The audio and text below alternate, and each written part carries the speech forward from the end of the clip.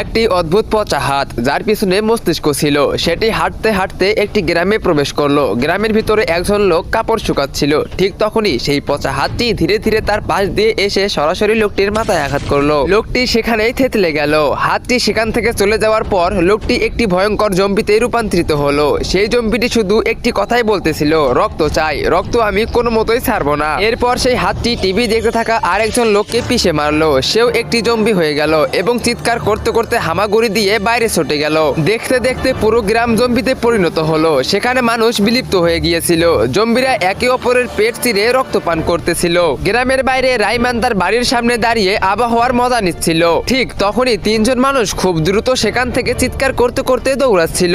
তারা বলতেছিল, পালাও, তাড়াতাড়ি পালাও। রাইমান তাদের থামানোর জন্য তাদের পিছনে দৌড়ায়। রাইমান আওয়াজ দিলে একজন লোক থেমে যায়। রাইমান তাকে জিজ্ঞাসা করে, কি হয়েছে, তোমরা তিনজন পালাচ্ছ কেন, কিছু হয়েছে কি? লোকটি কান্না করতে করতে রাইমানকে বলে, আমাদের গ্রামে একটি অদ্ভুত হাত এসেছে এবং সেই হাতটি মানুষকে জম্বি বানাচ্ছে। সবাই তার কবলে পড়েছে, শুধু আমরা তিনজন জম্বি হইনি। আমি চললাম ভাই, না হলে ওই হাত আমাকেও জম্বি বানিয়ে দেবে, আর তুমিও এখান থেকে সরে পড়ো। এই কথা বলে লোকটি সেখান থেকে দৌড়ে চলে গেল। তো বন্ধুরা, কেন এই হাতটি সবাইকে জম্বি বানাচ্ছে আর এই হাতটি কোথা থেকে এসেছে তোমরা সেটা দেখতে পারবে পার্ট 2 তে। তো পার্ট 2 দেখতে চাইলে ভিডিওতে লাইক করে চ্যানেলটিকে সাবস্ক্রাইব করে দাও আর কমেন্টে পার্ট 2 লেখো।